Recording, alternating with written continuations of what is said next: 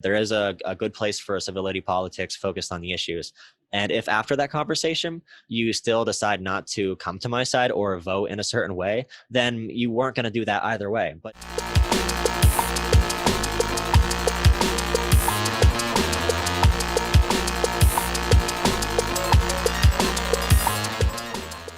what up, everybody? Welcome back to the Sean Lowery Show. This is guess what episode this is, Jolah? 69 of the Sean Lowery Show. I feel so, I'm so proud to be here for this one. 69, that's right. So people don't know Joey Olah, progressive YouTuber, Jolah Politics. You can see back there behind him. If you're watching on YouTube, subscribe. I've seen your channel's been growing, right? Yeah, the last month was really good. I'm heading up to the election. I'm hoping to capitalize off it and, meet some more people who are like-minded and who disagree to have more conversations with. And this election, it's going to be a doozy. It's going to be like the climax of a really exciting thriller movie, but, people are involved in this movie. You know what I mean? Like, it's like watching one of those thrillers. Like, I don't know if you ever saw like a Quiet Place or something like that gives you this feeling of suspense. While at the same time, like dread at the same time. We have no idea what's going to happen. We're just, we're doing it. Yeah. I'm excited to see what happens. I think it'll be all good. But yeah, man, I respect what you do. I've got to know you a little more since I had you on. I had you on for episode 48 and we talked about politics. And, I think you're a smart guy. I've been watching a lot of your videos lately. And yeah, I'm not like a super political person. Like I'm capitalist. I do like Trump. We could talk about that. And I disagree with you like on some of the stuff, but I like what you do. And I got to say, I found out about this recently, but I see that you have a channel where you do some rap and some music. Dude, I swear to God, I'm not kidding. I respect the hell out of that. And like, you sound good. I love it. Oh, and thank you, I respect people who can put that out there. I love rapping. Like I actually wrote a song once and no one knows about that. I haven't released it or anything like that. So I love that you did that. And I love that you have that skill and you enjoy rapping. Yeah, it's something I do on the side. I'm actually going to release something on election day, which is far better than the thing you heard, which I'm actually really excited about because this is a really it's something I do every once in a while when I get really motivated and I have a lot of inspiration for it. And this election is definitely something that got me interested in it. I've been practicing different like flow patterns and different ways to ride different beats. So that's been a really fun thing to do. Dude, yeah, I listened to a couple of your songs. Like, I love it. It sounds good. And rapping's fun. I mean, you're a smart guy and you're like a quick thinker and like rapping is kind of like that. And it's really fun. It's really fun to do. And I enjoy it. It's so much like fun. A puzzle. Put the pieces together. Exactly. And you want the words to make sense. And then you have to have a kind of a concept through it all. But hey, I love that. So speaking of rappers, right? So you saw we got Lil Wayne came out for Trump yesterday. 50 Cent, Lil Pump, Kanye, Ice Cube. And I saw your video about 50 Cent and Donald Trump and talking about that. There's actually I have a thing to focus on when talking about this issue now. After the Lil Wayne one came out, I'm actually going to put a video out today about this. So in America, a lot of people expect Black voters to vote saying, okay, no matter what my class background is, I'm going to vote based on me being Black in America. And when 50 Cent said, I don't care if Donald Trump likes Black people, I'm going to vote for him because I want lower taxes. He's saying I'm going to put my class interests above my interests, like for the Black community. And this is, this is something that Black people have to carry with them, with their story in America that white people don't have to worry about. Because I know a lot of white people who say the same thing, like, okay, I made it out. Like, I don't agree with this way to think about it, but like, okay, I made it out of poverty, and everyone who didn't make it out, they're like not working as hard as me. I don't want to pay more taxes to give it to them. And a lot of white people can do that, and no one will bat an eye. But if like a Black person says, I'm going to support Trump, and they are like, of a higher wealth standard, it's going to be questioned a lot. And that's a result of like, okay, we expect you in America to be Black and you're going to be voting with all Black people all the time.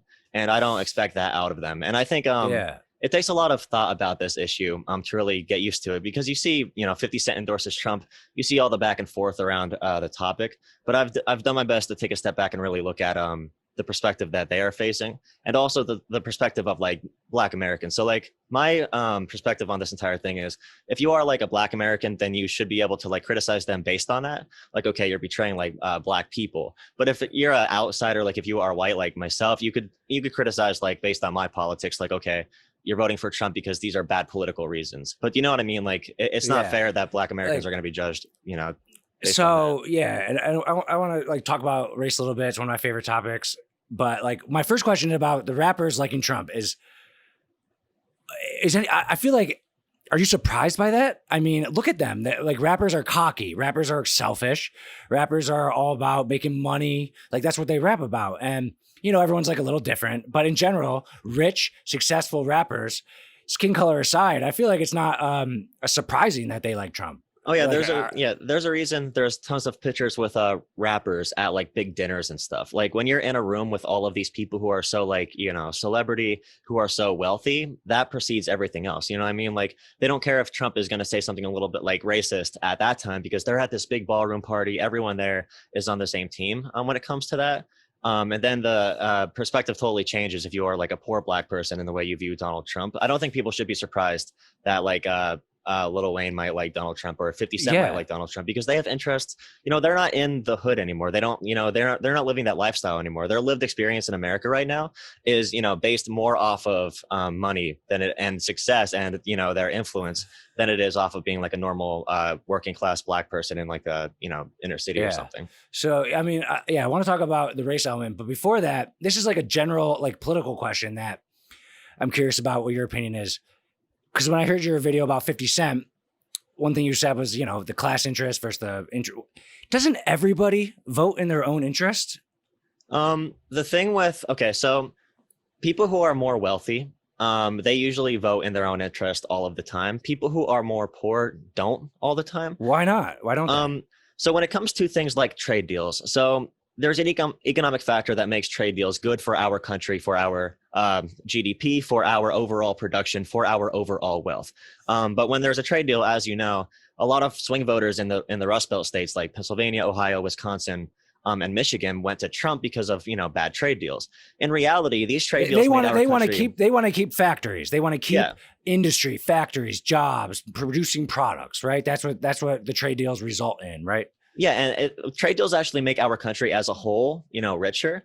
But the working people are getting booted out of their jobs, and the money that we get from the trade deals isn't going directly to them. This is something you might hear like Andrew Yang talk about. Like, okay, the trade deals, I mean, people hate them, but they're not bad in the sense where they're not bad for our economy. They're bad because the people who are winning the trade deals aren't the people who are working like within the factories. And what poor working class people often do is they'll blame immigrants more. Like you always hear this, like, oh, immigrants are stealing our jobs.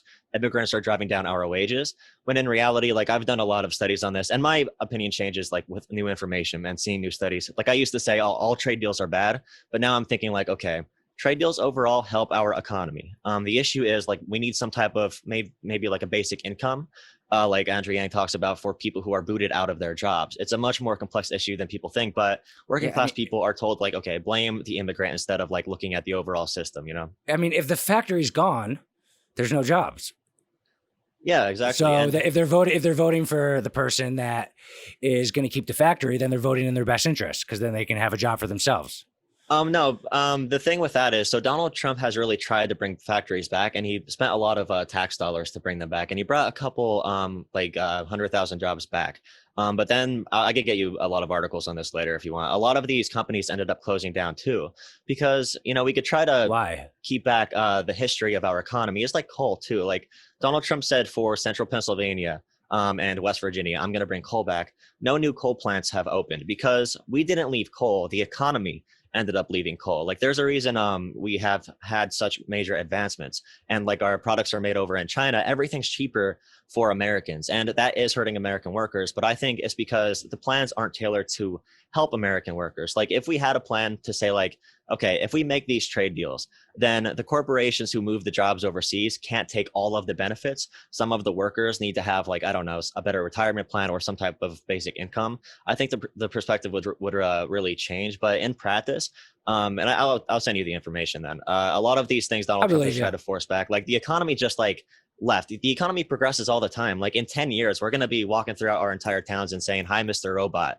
for everything. Yeah, and what absolutely. are we going to do? Things change. Like, what are we going to do when literally there's a 40% unemployment rate? The economy adapts, and like my personal opinion. Well, you just said it. You just answered the question. The economy adapts, and the jobs will adapt. Yeah, and I think we should keep moving forwards. Like, I don't think we should be like, all right, we should bring back the factories. We should bring back the coal mines. I'm like, you want to bring back the coal mines? Like, people were getting paid 10 cents an hour, and these kids were getting, lung diseases. I mean, the like, factories are different than the coal mines. Like, oh yeah, definitely. I think the coal, whatever. I don't know a lot about coal. It's an old technology, but having factories in the country is good. And if the trade deals bring that in, it gets back to the point of people. I think everyone votes in their own self-interest. And I was confused about that when you said with that about 50 Cent.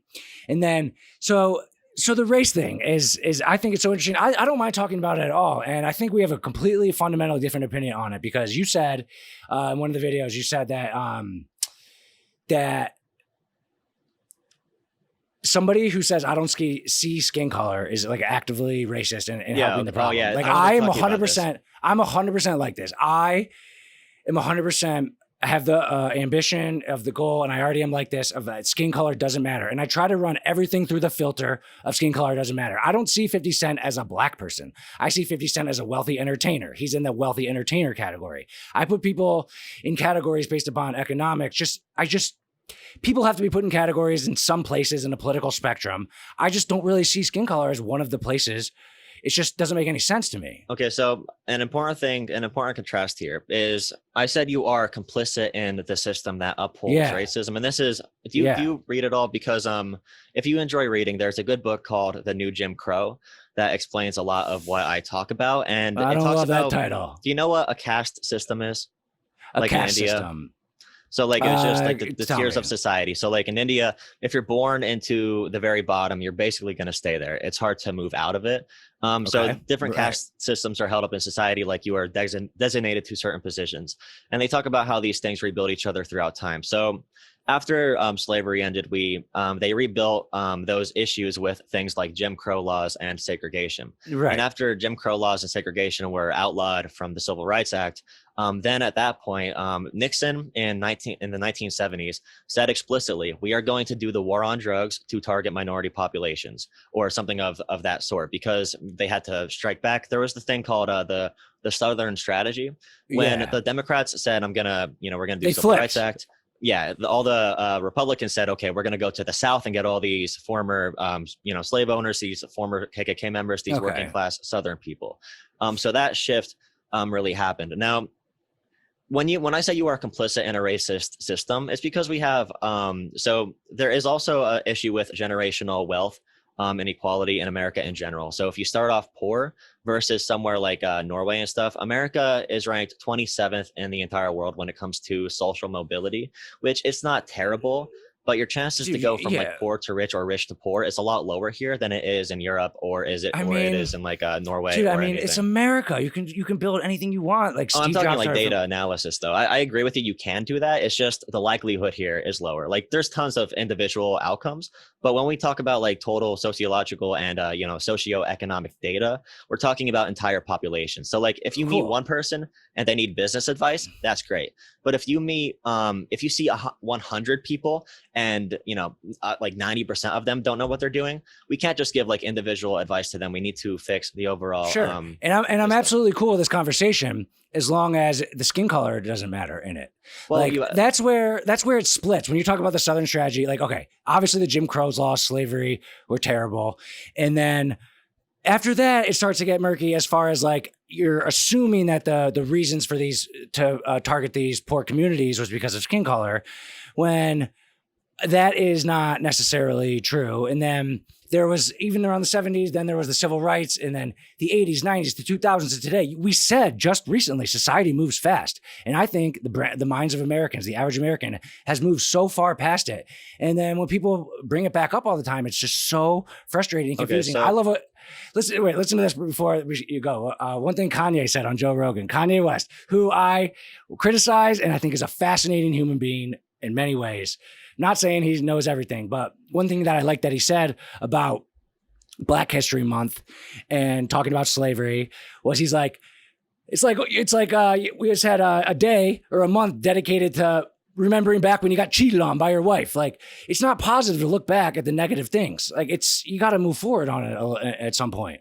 So yes, it happened. It's embarrassing. As a result of, so this is an analogy people often use. So as a result of the discrimination Black Americans have undergone systemically throughout history, there's implicit bias and there's explicit bias. So implicit bias is literally like all the laws that are not said clearly in the book. So it doesn't say Black people can't own property explicitly. They would say, okay, Black people cannot own property in this area. So right now, if you are white, 8 to 9% of there's no law in this country anywhere that says a Black person cannot own property in a certain place. Right? That's what I'm saying. But in 1960s, 50 years ago, there were. So right now, if you are white, around 8 to 10% of white people start off in poverty. And for Black people, around 28% to 30% start off in poverty, which is a big difference. If you are Black and you are in an inner city, you are more likely to get into gang violence. You are more likely to not be able to find a job in general. But how many left-handed people start out in poverty? What do you mean, like left-handed people? Like, no, but the thing is, Black why are you people putting them in the box position like that? Because of systemic issues over time. Now they are at this area where 30% of Black people start off in poverty. There are also studies that Black people with no criminal record don't get hired, but people that are white with felony records do get hired. If you are applying for a job and your name is Jamal or like Shaniqua or something like that, you have a much less chance of getting hired than if your name is Jacob or Amy or something. I mean, I've hired over 60 people in my career. You have definitely. But I would want to see, I mean, stats are interesting. Stats are weird. Like, you're just saying someone named Jamal would be less likely to be hired than someone named Jacob. I don't know. That's true. I don't think that's true. And I think it depends on the famous studies of all time. I'll send you with them. And one of the things about anybody who runs a good company or anyone who's a good entrepreneur, they have to look for markets where there's something missing. So if nobody's hiring Jamal, and then you can hire Jamal and you can get a better value for that employee, like, you would naturally want to do that because you'd get a better value for that person if the market price is lower for them. Like, it doesn't add up. The businesses ultimately want to do what makes them the most money. Why would a successful, smart business owner not hire someone based on skin color when all that they care about is making money and running their company effectively? But we're not really talking about that. We're talking about, like, why are so many Black people starting off in poverty, which directly leads to them having a higher crime rate, which leads to their education being terrible, which leads, by the way, to more lead in their water. And there are studies, like you've heard about Flint, Michigan, for example. Yeah. Many Black communities have this issue, but they aren't nationally televised. So lead in water, actually, if you take two kids with the same parents, the same background, the same education, and one kid has a higher lead concentration, they're more likely to act out and get suspended from school. With adults, sure, I mean, whoever has a higher lead concentration is more likely to commit violent lead in water does not crimes sound good. It doesn't sound good. Yeah, but that is a direct result of the racism from 50 years ago, because we never went back and fixed those issues. So acting like our plan is, the progress is done, is doing a disservice and not healing the systemic slights from yesterday. If you stab someone in the back, if you stab someone in the leg and you pull the knife out, they are not instantly healed just because you stop oppressing them. Like, if you have someone, like, you're running a 100-meter dash. Yeah, but eventually they will be. But they're not nearly there yet. We have to do that work first. I'm fine with saying I don't see color after we do things like better integrate suburbs, put tons of money in public education in impoverished Black areas, maybe give some form. I don't favor like cash reparations to Black people, but I do. That makes no sense. Yeah. I do want class-based help towards certain areas. When we heal all of those things, which will take tons of work and tons of time, we could have the conversation about, let's not look at race. But whenever we heal it, there'll still be poor people. Oh, no, but it's not about being poor. So there's a concept of intersectionality. So do you ever hear that term before, being like make fun of? Yeah. So that's all that's saying is, so if you are, say there's a rich Black guy and a poor white guy, that poor white guy is privileged over the rich Black guy for being white over being Black. But the rich Black guy is privileged over the white guy for being rich instead of being poor. Because the Black guy, they're more likely to be racially profiled. Do you know the brand Versace? It just gives me like shivers, like even saying that stuff. You know the brand Versace? Yeah, Versace. Yes, one of the most famous shoe companies in the world. So their CEO was walking on the sidewalk He's a black man. He was wearing really nice shoes that he designed. He's like, oh my God, he's tons of wealth. And a cop, there's a video of him of getting patted down by the cops on the street corner, being stripped by the cops, being completely embarrassed outside of his own business in LA because, he's a black man. He's more likely to be profiled. If he applies, he's looked at differently for being black. Whereas a poor white guy isn't going to get stopped unless if he's doing some wild shit. Like you could say. That's so anecdotal. That's so like you're. Oh, I have assuming other people's thoughts. Like, I mean, I don't know the story of Brother Versace guy. Yes, it sounds bad, but you're assuming that because he was a certain skin color that he got profiled and got treated that way. But could be other variables to the situation. The cop walked up to him and said, "Hey, where do you get those shoes?" and patted him down on the street corner. I don't know if you could bring up any instances of white people being in that situation. We just like NBA players talk about this a lot. No matter how rich you are in America, you're always going to be looked at as black, whether you see that or not. Like that's like, it's great that you don't hold racial prejudice against people. But when I'm saying you're implicit in this system, if you are not actively being anti-racist, which is the term they like to use, if you're not. If you're not being anti-racist, then you are being complicit and not healing the systemic slights from. All right, so I think so some argument like this isn't necessarily my idea, but this is like would be a common response to this. It relates back to, like, I think, to politics. So what do you think when people say about, well, the Democratic Party, ever since the switch and the Southern strategy, they have used the strategy of kind of keeping the poor black communities, whatever you want to call it, down by playing into the narrative that they are victims and the only people that can help them is the government. And like the victim mentality, like, what do you think about a victim mentality? Do you think it's bad? Oh, I don't like the Democrats either. And mostly you'll hear that stuff from either corporate Democrats or oh my God.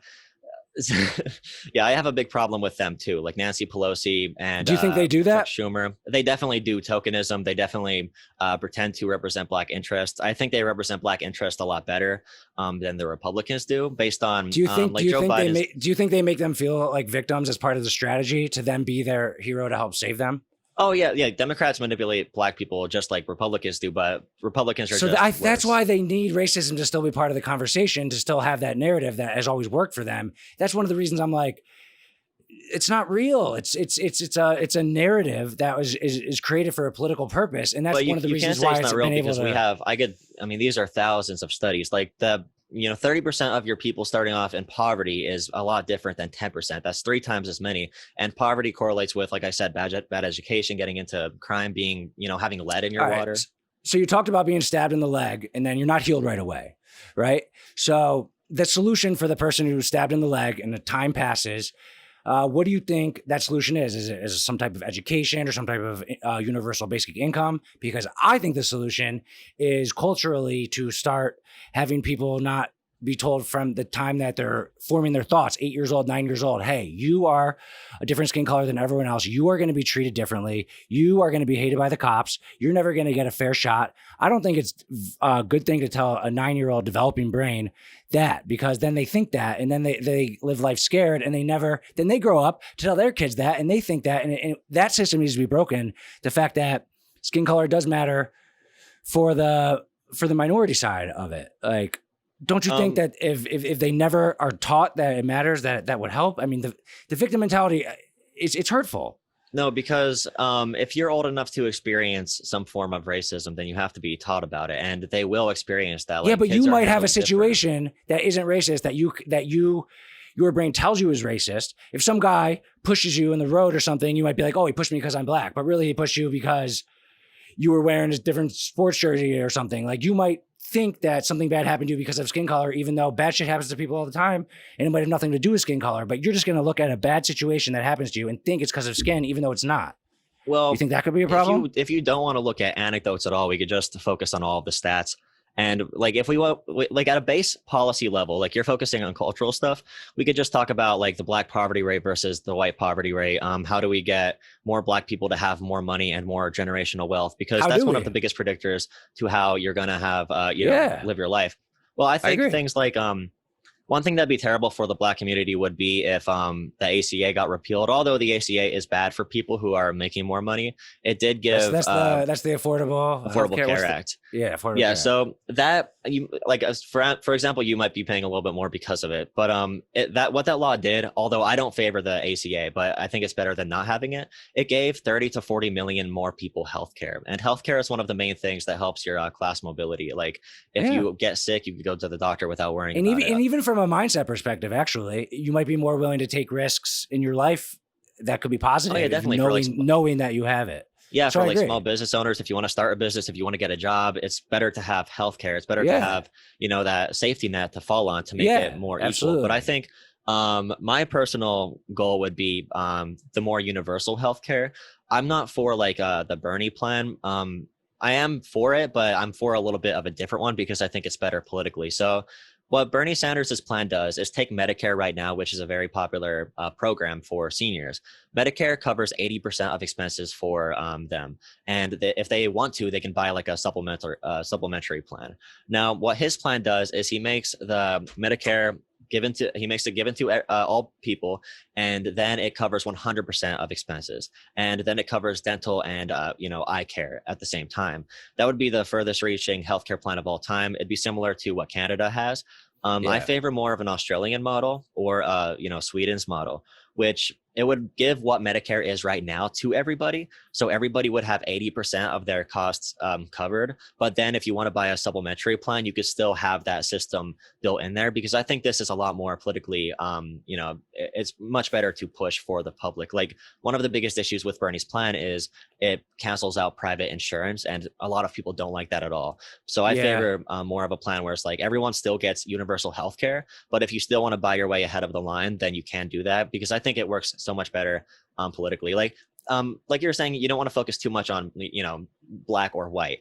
A lot of issues that will help Black Americans are issues that will help poverty in general. That's I agree. Yeah. So if you want to focus on that. I like the healthcare thing. I like the healthcare thing because I'm more than a policy or stat guy. Like I understand from the emotional level how people can have a better life knowing that they know that they have healthcare. It just leads to more calmness in the morning when you wake up. You don't have the stress of knowing if one little thing happens, you're screwed. So yeah, I think that is one great way. Whatever the best solution is for healthcare, I don't necessarily know. I'm sure you're much more versed on that. You explained it well, but that's one way to help the poor Black communities. But don't you think eventually though, it's race is not going to matter. I mean, when is that going to happen? And what else has to happen? So healthcare is one thing. What else do you think has to happen? It'll be a long time until racism doesn't matter. Like, for example, Donald Trump, his attack, he's losing the suburbs to Joe Biden big time. A lot of white suburban women are saying, okay, Donald Trump is too crazy for me. I'm going with slow Joe, nice and easy. My mom voted for Trump, and she voted Democrat her whole life, and she voted for Biden. And she flipped back. Yeah, she's done with the craziness. But she's just done with the craziness. Yep. Yeah. Trump's big play against Biden to get those votes back is to say, if Joe Biden wins, he's going to build the projects next to your house. Wink. Those people are going to move in. Wink. Now I think that means poor and Black people. Like when you say that, he's not saying he's going to let the Blacks move in, but Joe Biden's response to Trump saying that was, the suburbs are integrated. Why are you freaking out about this? So like that kind of racism is going to take a long time to fix. Like if you are in a wealthy suburb and you see a Black guy walking. I don't want to pour like a low income poor housing next to me. I mean, necessarily, because that's going to get a lot of drugs. That's going to get a lot of like shady characters. Well, the plan, and that's not about skin. The way Trump is presenting it, he's literally leading into it. He's saying, that's the way you're seeing it. Like that would be a perception difference, because he definitely isn't saying the words, but you're saying, okay, that's the dog whistle. But if you just take his words, he's saying you don't want low income housing near you, which has nothing to do with skin color. But when Joe Biden responded back with the suburbs are integrated, Donald Trump goes straight to talking about like Black Lives Matter and Antifa and how crazy they are and they will burn down your suburbs. It is an attack on Black Lives Matter, on the movement. This is the same type of thing they waged at the civil rights movement back in the 60s too. They said, oh, look, they're burning down buildings and, they're unjustified. They are criminals. They're going to move into your neighborhoods and steal your daughters and make sure your lives are ruined. It's what Nixon pushed. It's a lot of what Reagan pushed. They they were, the tough on crime stuff, the war on drugs, they literally said it was for Black people and for hippies because they were Democratic. I was going to say most of the people, if you look at those protests, it's mostly white people. Yeah. Don't you think? Oh yeah, definitely. There's more white people, like a lot of Jewish people that are progressive from New York will hop in the protest. It's that's a level of solidarity that I wish like all working people had in politics in general, because if we had that solidarity in politics at all times, we would implement these things that will help alleviate like poverty. But yeah, I the thing I would say to you is I hope you consider a little bit more like the impact that being Black in America does have. But it's nice that we could focus on a lot of solutions as well for poverty in general, because that will help solve a lot of issues. And I think like if we disagree on that other point, a lot of Americans agree with you. And a lot of people I talk to on my YouTube channel don't understand that a lot of Americans don't agree with us. But if we can find that one point to work on, we could get closer to my goals and get closer to your goals while also alleviating this societal problem. So I think focusing on issues of poverty above all else is really helpful for us. I love that. Poverty, and regardless of skin color. Cool. I mean, that's a good little transition. So I think that that's a great way to look forward. So the other video I watched that I saw you had was about Dinesh D'Souza and kind of capitalism. He was talking about the PragerU video. Oh, the democratic socialism one? Yeah. He was basically talking about capitalism. And you have one point there where you said there's 4 levels of like wealth. And the first one is survival and eating. And the second one is being able to rent a house or own a home. Or no, rent a home. The third one is to be able to own a home. And then he said the fourth one was having so much power that you can control governments. Yeah. And I'm like, there's a lot of steps in between owning a house and controlling governments. And that's the world I live in. A small business entrepreneur is like, and these, that's like the people that like I'm kind of around the most, like, because if you're not in the entrepreneur world as much, or like you just see from a political level, you see the Walmarts and the Amazons, who we do got to keep an eye on. And then you see like the poor people, like there's a lot of in between there. There's a lot of like upper middle class people who kind of run businesses that they can't buy off governments.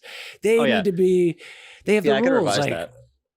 Yeah, so I would make it like 8 steps, 8 levels of it, but that's kind of like it's not packaged well. But it was talking. Yeah, go ahead. I'm adjusting this all the time into with better evaluation. So I would say more so the first level of money with there being 4 total would be just surviving, just being able to eat. When you have money and you're poor, you have to spend it right away. The second level, you could say, is renting and owning homes. So I'll move that from the third tier and bring it down to the second. So renting and owning homes, being able to start buying one car. The third level would be buying multiple cars, buying a bigger home, owning everything you have, and also being maybe a business owner. The fourth level would be, moving up to a multinational corporation or, a Walmart and Amazon. You're getting up to the point where you have a lot of power, to the point where if you have a business and you want to move into a town somewhere, you could convince them to give you tax dollars and tax cuts to move in there because you have such power and wealth. And I guess you can make like a 5th category.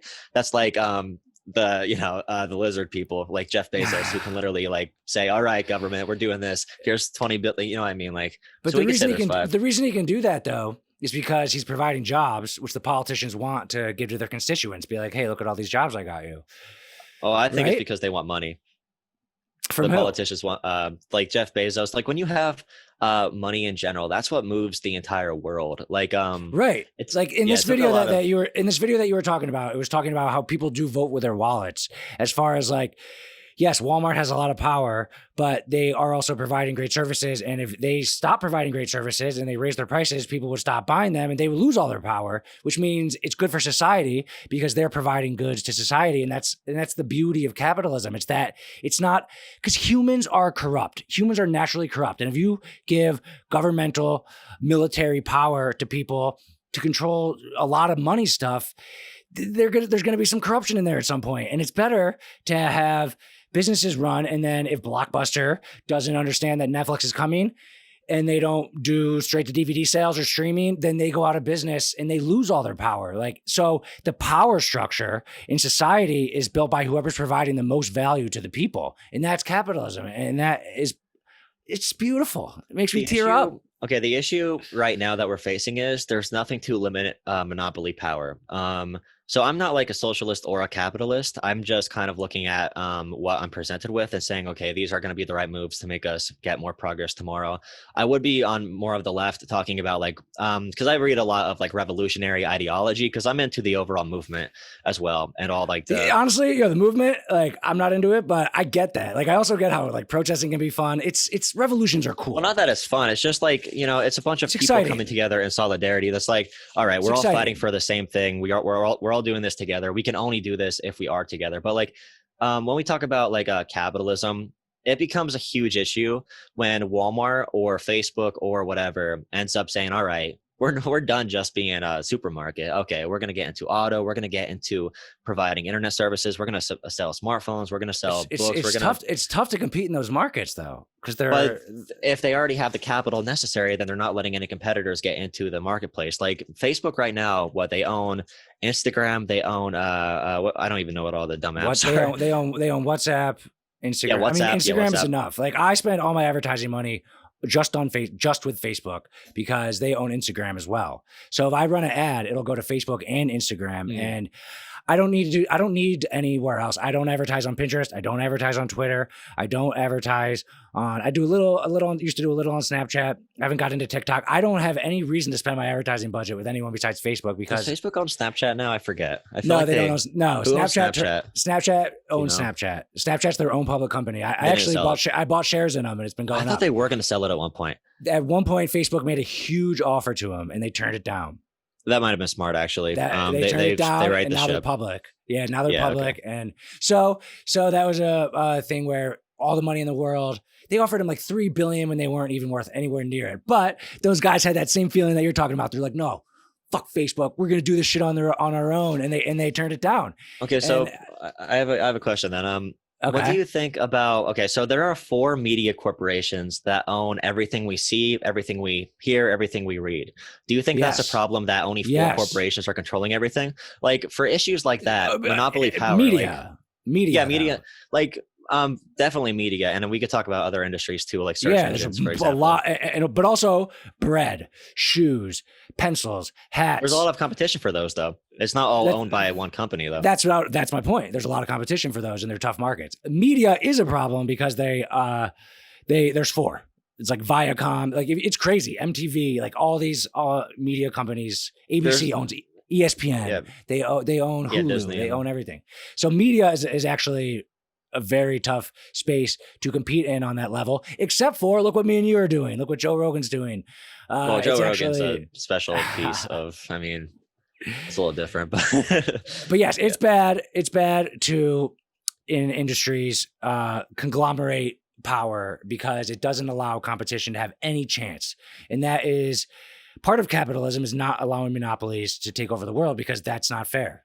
And I agree with that. But they're not doing any effort to prevent that at all. They sue Google sometimes because the issue with search engines, we could talk about media more, but the issue with search engines is, did you see the one article that just came out about, this has been common knowledge for a while, but all these tech companies made their apps in the perfect way to extract our data so they could sell our data and make a lot of money off of our data. Yeah. So having only Google to go to as a search engine, I don't like that. I wish we had more than one option where maybe there's Bing.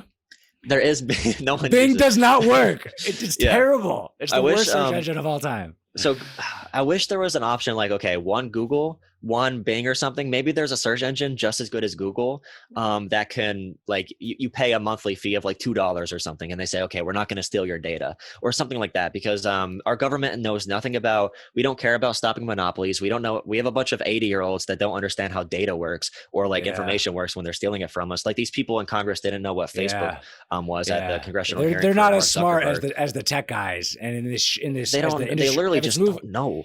Yeah, it's moving quickly. It's moving. They quickly. were born in the 40s. Exactly. Yeah. That's why I love a Yang or a Mark Cuban being in charge because they're smart and they can help control this new wave of stuff. But it's a problem. And but the data thing, data, whatever. That's always interesting too because I don't really care.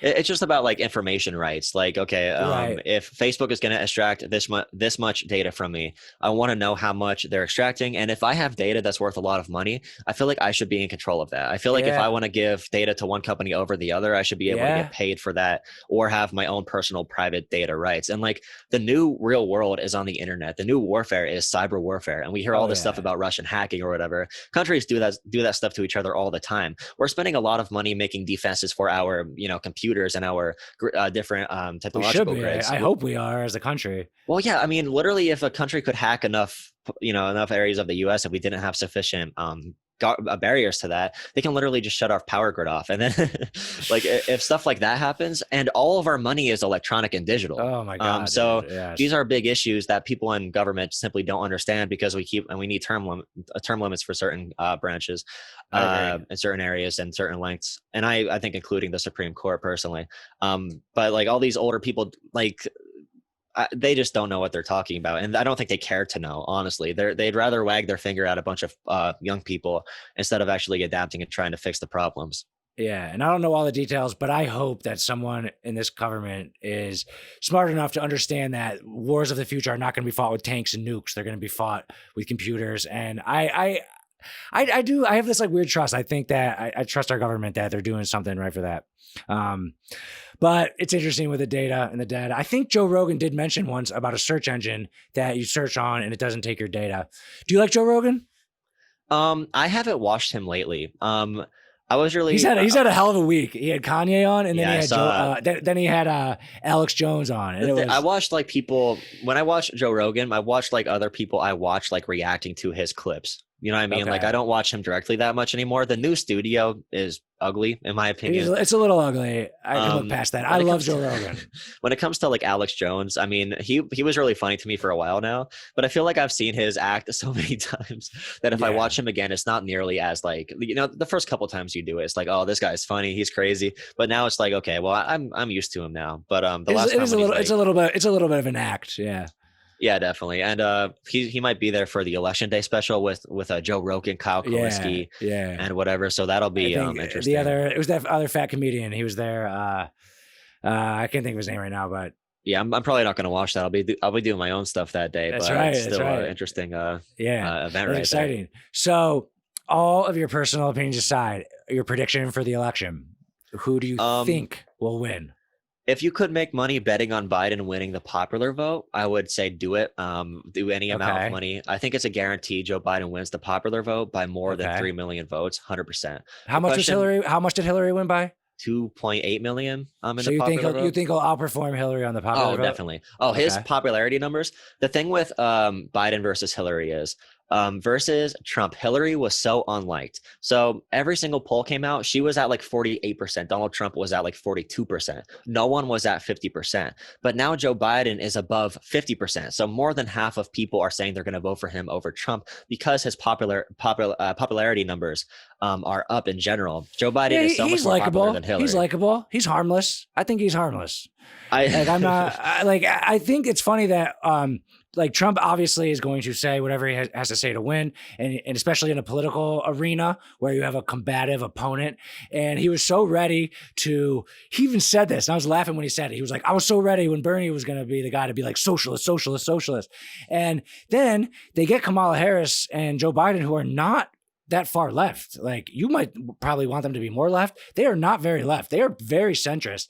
And he's saying now his line of attack is they're just going to be the face for the leftists. They're just going to be funny. Like, I mean, it kind of works. And like, but I'm saying I don't necessarily 100% buy that. I don't think that they are I would be a little concerned about a super, super far left like stuff. I would be. And I don't think that Joe Biden and Kamala Harris are that. I think they would be standard corporate Democrats, and I don't fear them. My joke is if they win, if Joe Biden wins, I'll start using the phrase no malarkey, because I kind of like it. It's kind of funny. It's like old school, and my life would not be any different.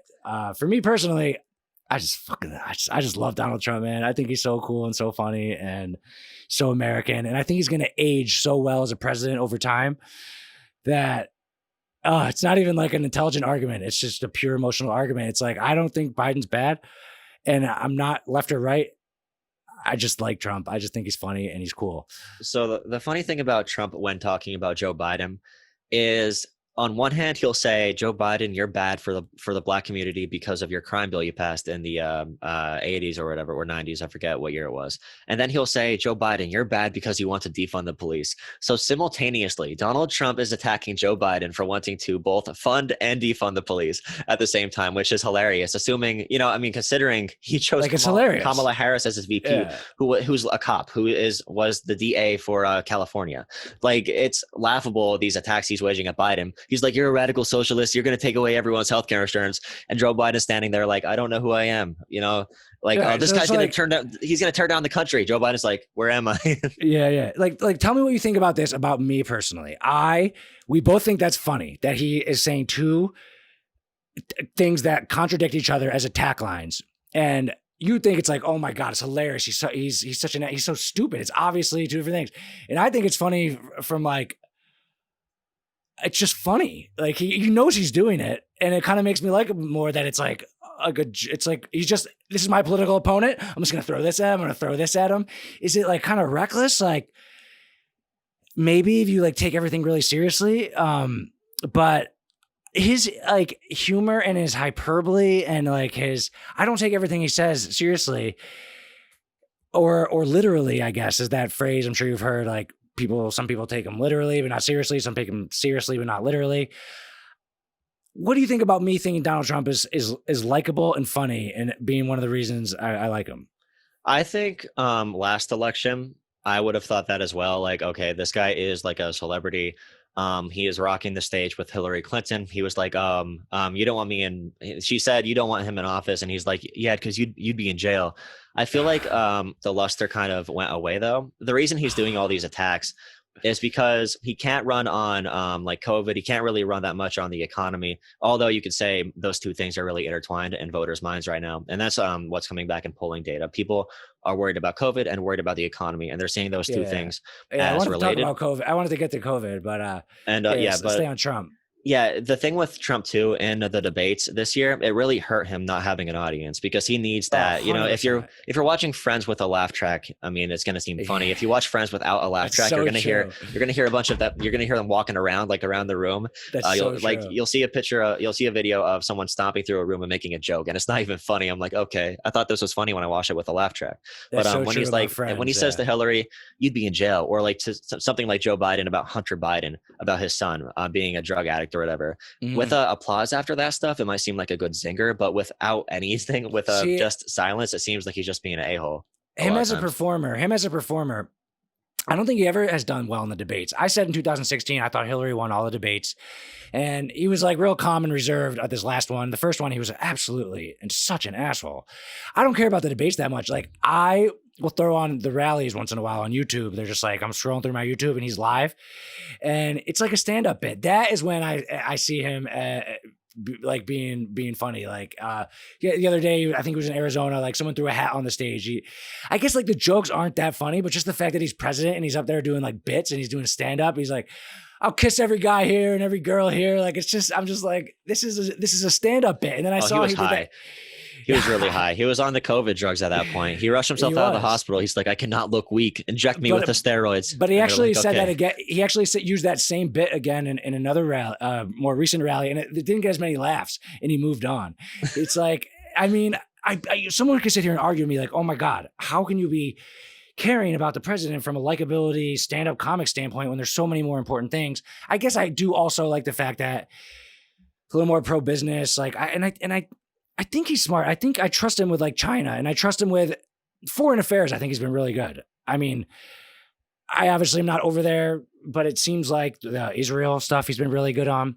I think he's been good on foreign affairs, and just because he has some balls and he's not been able to. Traditionally, the things the presidents don't do, he's like, I'll do it. I don't care. I could tell you like my key policy differences between Biden and Trump if you want, like why I prefer Biden. Definitely. The Affordable Care Act is one. The 40 million people having health insurance versus not having health insurance, I think is a big moral thing. I think it's a big society thing. Like we were talking about poverty. We still have it, right? But Trump's going to be able to knock it down because of his new Supreme Court justice. Okay. I feel like he hasn't been talking about that as much because it was always in the 2016 repeal. Yeah, he's not and talking about that now because he knows people need it. Like during the pandemic, people don't want to get their healthcare taken away. So it's a losing issue to run on. Okay. Like these people have a lot of people behind the scenes running data analytics and polling analytics to see which messages are like, it's just like advertising, like an advertising agency, which messages are going to work. But maybe is the ACA actually like kind of panning out to be working? So he might just keep it?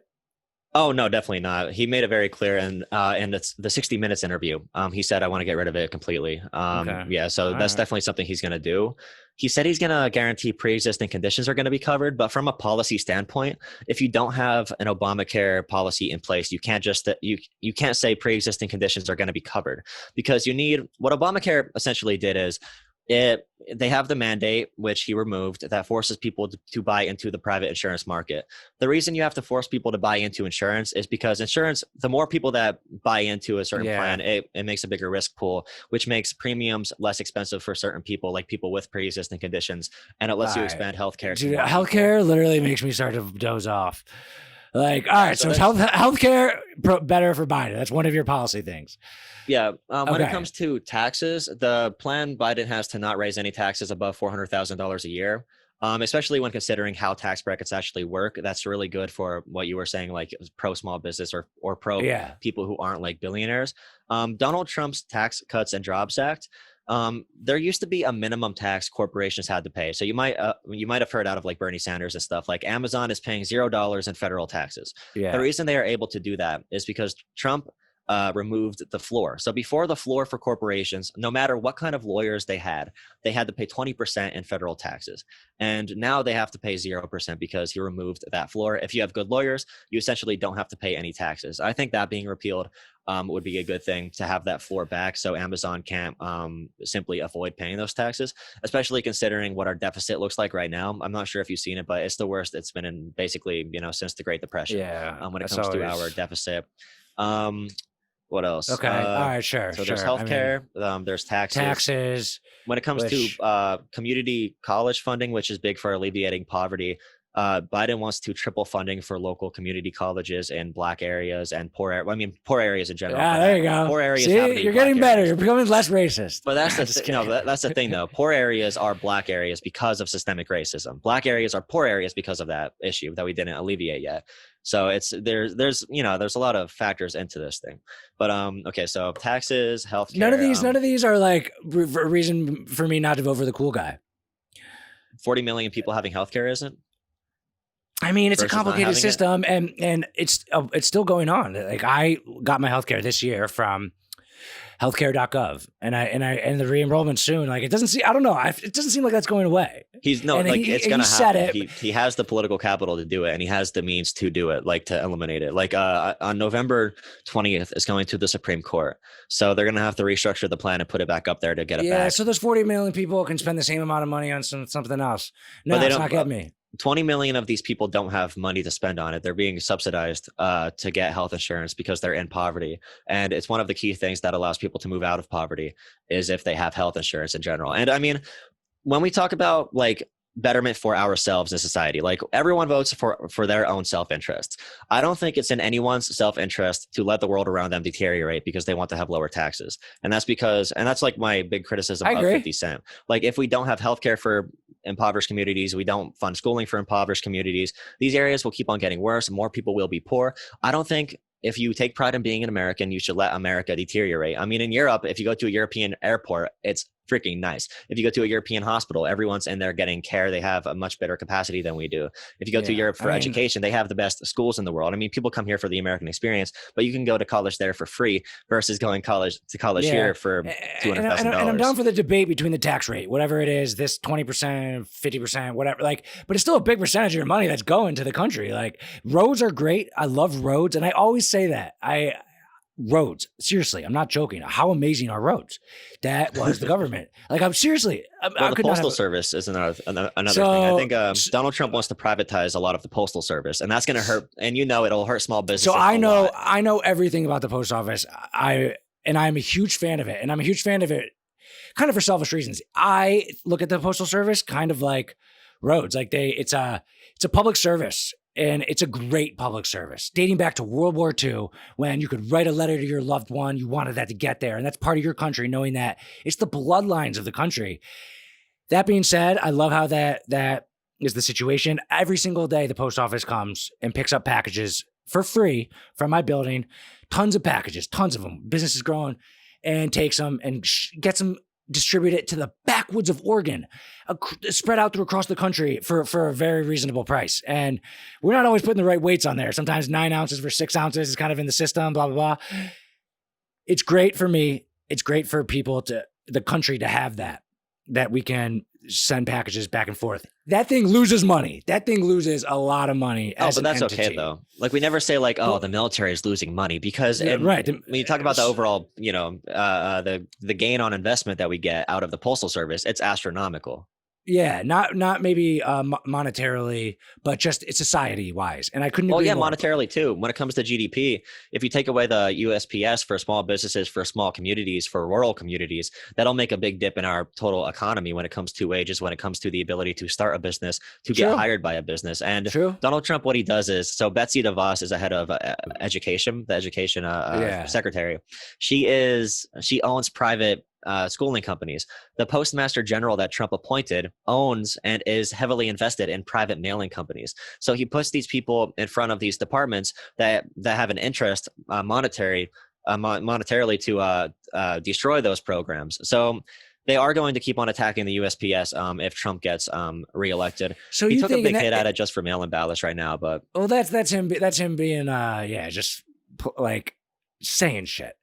But you think that like he will put those people in those positions so that he can make more money or have people make more money? Like, I don't know the whole story there, but I don't think he's trying to, when people say Trump's just trying to pat his own wallet or like help out his rich friends, I never understand that argument so much.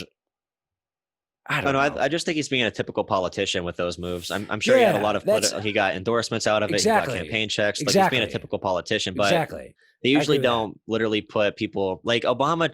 Even though I have criticisms of him, when he stacked his cabinet and everything, he did it in a way that could be like really productive. And I feel like it's not good if you make the head of your cabinet someone who wants to destroy it, because necessarily that basically, you know what I mean? Like people will act how they're going to be incentivized to, especially when you're in those positions. So I think that's really bad.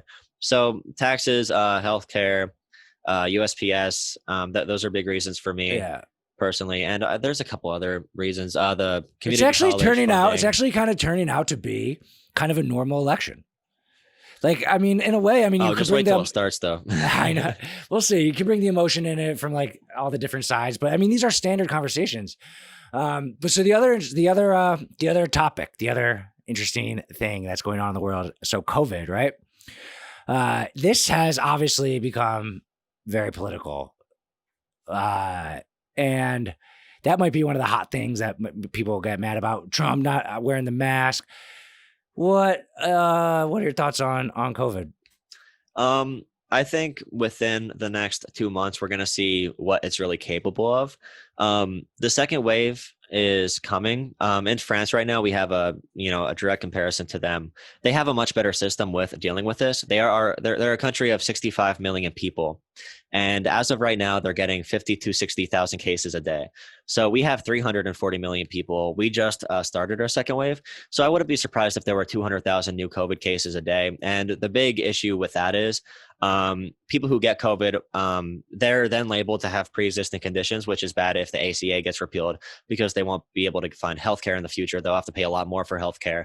A lot of people are having long cognitive effects if they are kids, if they do get it. But these studies are going to come out a long time in the future. And right now there are 1,000 people dying per day of it. And we're probably going to get to a 9/11 share of people dying per day within a couple months from now. So I don't think we're feeling the biggest impact of COVID yet. I think December and January are going to be when we feel the most impact of that. And as of right now, when it comes to our government, we're not going to do a lockdown in America. France is doing a lockdown. We're not going to do something like that. Please no. We have to do the masking stuff at the businesses. There needs to be actual small business help. Our government didn't do anything really they did the CARES Act, but they didn't do enough to help small businesses. Like I study a lot of Well, but I study a lot of like I mean like super small businesses that default that like they're done if they don't have 1 week of business. And the government didn't get to them soon enough, and they had to close their doors. They couldn't do COVID. Maybe they have diabetes or cancer, and they can't risk getting COVID. So in France and like Europe, they did really good programs to uphold small businesses. So they did like a nationwide furlough of workers instead of firing them. So France spent less money than we did. If your business can't make it a week without revenue, I mean, come on, man. That's not a good business. Well, that's most businesses in the country then. I don't know what we're going to do if we let all of our small businesses die, and Amazon is going to come up and just eat them up after that. I mean, like I'm trying to think. If I didn't have revenue for a week, I'd be in trouble. I mean, like the big industry but is restaurants. I could survive. Restaurants, just local restaurants, and they're more likely to be having troubles turning profits weekly. So they got the SBA loan, and only the best restaurants were the ones that had a good system to be able to like deliver food.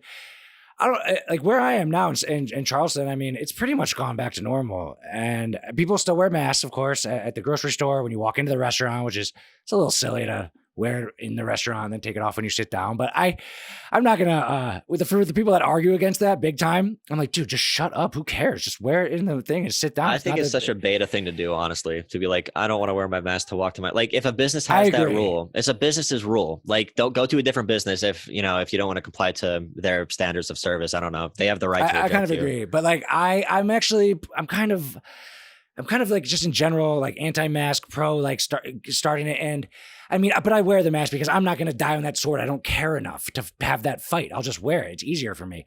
But like eventually you might know some more stats about this or something like this, like the herd immunity thing, or just the not living in fear, the eventually going back to normal. And then if you lock down for a certain period of time and then the lockdown ends, then people are it's just almost like delaying how many people are going to get it. Like, I think it just has to be, if you're concerned about it because you have a pre-existing condition, then you have to be more cautious and stay inside more. But if it's kind of like at your own risk, like just go live normal. Most people get it and are absolutely fine. My now wife, I'm getting used to saying that. She had it. She had a test and she had the antibodies, which means I probably had it, and I never felt anything. And like a lot of people have it, and it's absolutely no problem at all. Is that something that people should fear? Did you bring up the deaths in that case, or like, what do you think there should be the public rule about how to handle it going forward? Well, ideally, we would have had a system in place right away. When we did that 2-month shutdown, I can't think of a worse way that we could have implemented it. So like, for example, in Europe, they shut down their economy like 95%, and their economy rebounded a lot better than ours. We shut ours down 55%, I think, or 45%. And we had a much harder time coming back economically than they did. I wish we would have approached this smarter from a policy point from the start, even disregarding the virus, how to handle a recession, and how to handle an event where a lot of workers would be let off the payroll. We did a terrible job with that. But as of right now, I think there's 235,000 Americans dead so far from it. The issue is, like, say you work in a nursing home. You could say like every nursing home person should be more careful, but it's like it literally does spread like an STD. Like if you come in contact with one person, you're also coming in contact with who that person was in contact with the entire day. And you just said you guys probably had it, and you did. And by the way, congratulations on getting married. But you guys might have had it and didn't know about it. Maybe you could spread it to somebody because you just don't know you have it. And if you spread it to somebody who does have an illness, then that's really bad. So I would say, like, wear a mask. Whenever you're around people, just wear a mask. If you're walking in public and you're 20 feet away from people, you shouldn't. I mean, why would you wear a mask in that situation? But in a grocery store, like, if you're going to be like, I think if people complain about that, I think they're just being really emotional about it and being there's somebody taking a political like stand, or like, no, I want my rights. It's like, yeah, dude, like if I saw someone at the grocery store and they weren't wearing the mask, I wouldn't care. And then there's like that one poor lady. It's like her job to be like, sir, you actually, can you put your mask on? He's like, no, I'm not. Yeah. Like, shut up, dude. You're such an asshole. Dude. Yeah, you're such an asshole. Like, those people are just being assholes.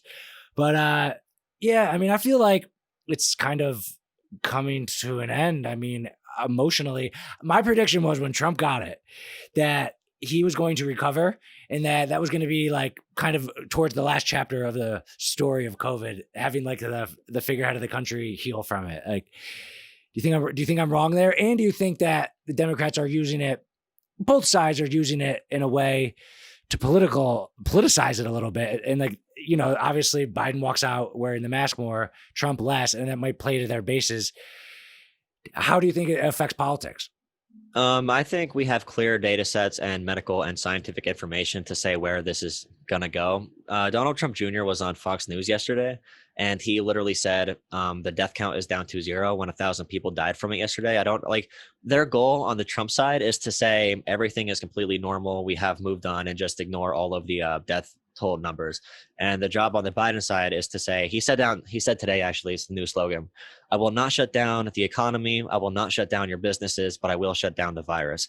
And I think when approaching something like a pandemic, I would much rather go into this fight like a Floyd Mayweather more than somebody who just swings, because it takes a lot of discipline to fight something like this. And the less, if you just go swinging in a fight and you leave yourself vulnerable, this is something Floyd Mayweather never does. And he's not a knockout He's defensive. guy. He's defensive. Exactly. Yeah. I feel like that's how we have to attack the virus. Be aggressive, but also be smart at the same time. There is a way to open safely. And also, like, if a business has someone with a, condition where they cannot risk getting it, maybe we have a program to say, okay, tell us your medical information and we will make it so that you don't have to maybe open your doors for certain days of the week. Or if you have to have 10%, 20% capacity in your restaurant, we will help support you. And if you are perfectly fine, then you could run your business as normal, do social distancing and masking. I think that is the best path forward. Keep on making sure our hospitals are fully staffed and have the necessary medical supplies. So yeah, I want to go into this fight like Floyd Mayweather. I don't have an example of a fighter who just goes to swings and loses. Mike Tyson. Maybe Conor McGregor versus Mayweather, because McGregor's more of a... I get what you're saying now. And I can see your point. I'd say more let's swing, but your point is probably better argued because I don't have a reason necessarily. But dude, I feel like when I talk to you, you're much more like reasonable, like on my side. Like, you're not mad at me that I like Trump because of his personality. Like, that doesn't bother you? Well, it's not that like nothing about anything bothers me. It's just the way I approach politics now. Like, I'm only 20, but I mean, I've that's true. You're very young and you're a smart guy. I've been experienced with this. So my approach changes, week to week, month to month, year to year. And I think it's a much better idea to talk about where we can agree on and branch off of that, maybe hit some policy points, and talk about like why we should be doing this. I mean, yelling at people isn't going to get them on your side. It doesn't work at all. It doesn't work in any situation. We should be having conversations and try to reason with it. There is a good place for civility politics focused on the issues. And if after that conversation, you still decide not to come to my side or vote in a certain way, then you weren't going to do that either way. But if I yell at you, then I look bad from the outside. I'm not convincing anybody. And like, I'm not even challenging the arguments anymore. I'm challenging you. I would rather challenge the ideas and challenge the arguments presented. And I don't think you're a bad guy. I just think like there are certain things in the world that we all have different perspectives on. And if you're born into an upper class family, you're not going to be able to understand things that poor people understand. You're not going to understand things that poor people, or if you're poor, you're not going to understand things that business owners and rich people understand as well. So I think there's a big mix to this. And my approach in politics changes all the time. But I think I'm settling into like a mode of how to approach different settings. All right. I like it. It's a good answer. You made fun of Joe Rogan's studio. You got a little work to do back there with your three little things. This is beautiful. This is my wall. These sound panels, I get comments all the time that these they are help not you. arranged in a way that works. They Yeah. don't work. This is just literally to make the wall look a little bit better. And this is the classic streamer from their bedroom setting. Yeah. I love it. Are you in a bedroom? It kind of looks like you're in a basement. Are you in a bedroom or a basement? I'm in like a separate room. Like, it's just like a off room that I just decided to put sound panels on. I'm like, okay, this is now my room. It has my Wi-Fi router in it. So I like having a wired connection. For Me my too. stuff, I just learned about better. that recently. Wired connection is way better. What do you think about my set? I like the skull. It reminds me of the election we're about to face with the death. Yeah, that's nice. And is that what's that little guy? Is that I've been Roosevelt? changing it up. I've been changing it up every podcast. This is Teddy Roosevelt. Yeah. These are two random things I got. The little kids peeing.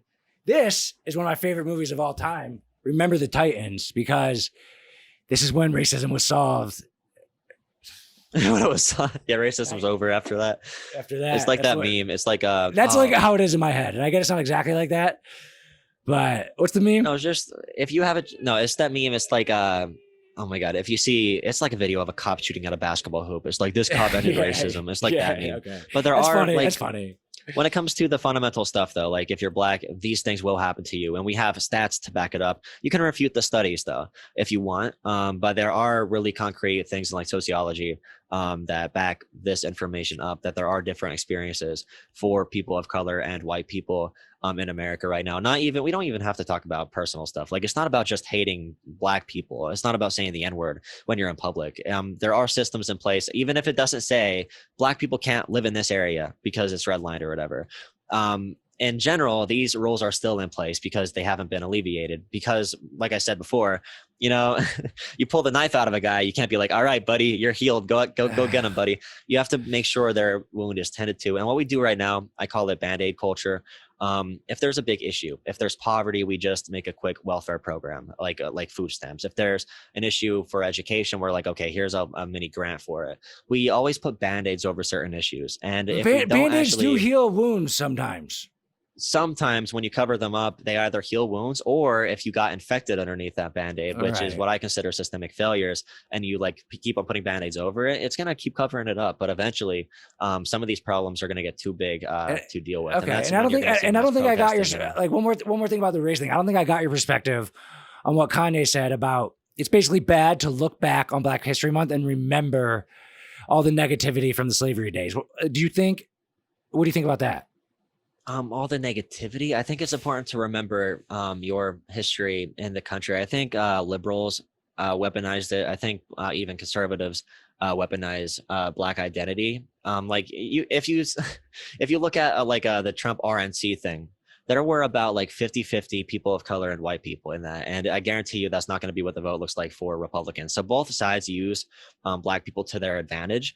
I just think it's if they were like racist, wouldn't they have all white people? Like they're at least trying. But you're not. But saying I have a black friend doesn't mean you're not racist. That's the other thing. That's the other thing I really disagree with you about in that 50 Cent video. You're like, you can have all black friends but still be racist, and I was like, oh yeah, you can. Huh? Like, yeah, because you can still disregard their personal experiences. Like if they grow up in the ghetto and get profiled by policing, and you say, oh, we're the same. Like if you get stopped by the cops, there's a much less chance they're going to pat you down than they're going to pat someone who's black down. It's just, we have all the FBI crime statistics we can go over. We're not going to agree on that one. But I will admit, in my thinking, there is a little hint of thinking it into reality, like a little bit of what's the point of even acknowledging this, anything that's not towards the positive. There's a hint of that. And I like people that have a little bit of that hint. It's like a persuasion, like moving the needle just a little bit and assuming that's true to make it become true, because obviously that is what I want to be true. And I have one mission for you. If there's a policy that helps alleviate poverty, just support that. Even if you're not going to say like the other stuff, even if you don't want to say like we need reparations for black people, we need to support like historically black universities and colleges. If you don't want to do that, then just say like, okay, could this issue help poverty? I will, vote for this. If like, I wish a plan that he thinks could help, and I will do that. I wish it could be reparations. That'd be the easiest way to solve it. Okay, you have this wound. Here's the money. Boom, problem solved. We're even. But like, how would you even do that now? It's like, what if you're half? What if you're from Ethiopia? Like, it would be impossible. Oh yeah, you wouldn't do race based. It would be more. And that would be so racist to be like, all right, what race are you exactly to get a percentage of money from this this thing? It doesn't make any sense. But I wish it could be solved with money. It's more like, okay, if we're gonna see this historically poor population, and okay, what happened here? Oh, this much wealth was extracted from here for whatever reason. It'd be hard to track all that back. Like, okay, we're going to put maybe one thing I really favor, by the way, is I think it's really good to give people money for working on their own communities. So I don't support like a federal job guarantee, which is Bernie Sanders' plan, but I support community job programs where it's like, okay, if you want a job working on your community, we will pay you a living wage to clean up the streets, to work on the playgrounds. And this is really necessary in an area like even where I'm from, in like rural areas. Clean up your streets, give people money for helping their own communities, make more of a community environment, and do things like legalize marijuana. Like, where do you stand on legalizing marijuana, by the way? I'm all for it. Well, that'll help a lot for black people in general. That'll help a lot for poor people. That'll help a lot for policing even. Like, people always look at this as an issue like, oh, we just want to get high, but it really isn't. It makes black people safer. It makes poor people safer. I just want to get high. Safer. Well, yeah, there you go. Well, imagine going to to the like gas station and they just have like a pack of like already rolled like joints or blunts or something. That'd be insane. I don't know if that would be good, but I get what you're saying. It would take away the criminal element. Have to do that. Like I think if so like, stupid. Cops shouldn't be dealing with like there's a guy smoking a joint on the street, go get him. Like that's such a waste of resources. It's a waste of everything. Like, dude, legalize all drugs. Yeah, I mean, all drugs are a little extreme, but I'm more in your camp on that one. And where do you stand up? Where do you stand on religion, just in general? Religion. Personally, myself, I consider myself agnostic theist. So there's like agnostic atheist, which is like I don't know what's going on, but I don't believe in God. I don't know what's going on, but I believe in something. So I guess I'm more like spiritual. I don't look down upon people who are religious. I know a lot of people who are very liberal and religious and who are very conservative and religious. And I'm not one of those people. I can't stand the atheist people who are like, God's not real and this is why. And I also can't stand the religious people that are like, God is real and this is why. This is why you're wrong. Where do you think where do you think I stand? If you had to guess. I don't know. You seem more you remind me of just like your whole like image reminds me of just libertarian in general. Like I could see you being a libertarian in the future. Like you know what I mean? Like yeah, like Joe Jorgensen or something, you know her, someone like her. If you were gonna vote Trump, vote her instead. If you don't want to vote, I'll take a look. I'll take another look. Yeah, she's more like she's straight libertarian. She's like abolish the entire government, all that stuff. No, I'm basically an atheist though, as far as I don't believe in the God from the Bible. I'm open to any. I think there's higher powers. I don't know. But like the guy from the Bible is an absolute dickhead. He just like killed everyone in Noah's Ark. You know, he is. And then he's an absolute asshole. And I don't think that it's real. I don't think Jesus walked on water. I think it's a made up story. Well, but I do think Jesus is one of the greatest politicians and personal branders of all time. Imagine 2,000 years later, everyone's still talking about you, debating about you. That's a great politician right there. Like Jesus as a philosopher, I could listen to a lot of stuff that he was about. And the one story I like from him being someone who's more on the left is when he got really mad and went inside the markets of the people who were purposely manipulating the poor people, and he got pissed off and just wreaked havoc there. That's something that's how I envision myself being. Like if there's something unjust going on, I think getting it motivated. Yeah, Jesus was kind of like a little bit of like a socialist in a way, in that way, if you want to frame it like Jesus that. is Antifa. Yeah, Jesus is That's my big statement for the day. That's good. That'll really confuse people. All right, dude, I'm gonna wrap this up. I gotta go drink on Instagram on my Friday show. But where is your give everyone a shout out? By the way, before you do, I gotta say, I love what you're doing with your channel. I love the box in the corner. And like you saw, I've tuned in a couple of your lives. There was one, I think it was the RNC. Oh, that was a funny one. I was watching it like with you, like, which is kind of cool. So I don't always like doing that, but sometimes I do like doing that. And I love how you like kind of do reaction videos or live videos where like you're kind of there and you're watching it, but you're there too. I'd say everyone go follow Jolah, but give yourself a little pitch. So I call myself like an independent right now. So I used to just say progressive. I used to say I'm on the left, but now I say independent. And if you want to know my ideology, we'll go down issue by issue, because when it comes to things like guns, I am very pro gun, but when it comes to things like regulating companies, I'll be more on the left. So I think it's good to go issue by issue. And that's the best way to approach situations, because if I say to somebody like, okay, I'm a socialist, I'm a progressive, I'm a Democrat, then I'm carrying the weight of the label that everyone else uses as well. So you're going to assume things about me instantly. Yeah. So just for my social medias, at Jolah, Jolah politics YT on Twitter, and also Jolah, just Jolah on YouTube, and that's where you can find me. Hell yeah. There. And dude, if you're ever writing a song and you write the first verse and the third verse, you need a second verse, maybe send that beat my way. I can get in there. Kind of like T.I. and Kanye did that one song. But dude, yeah, I love what you're doing. Keep up the great work. And you are the Sean Lowery Show podcast political expert. Let's do this again sometime. And yeah, we didn't get too much where people can still listen to this after the election and enjoy the conversation. And I think that our country's going to be okay. There's a little bit of fighting. I just hope it gets answered quickly. We'll see what happens. But Jolah, you're the man. Thanks for coming on. All right. Thank you. Peace.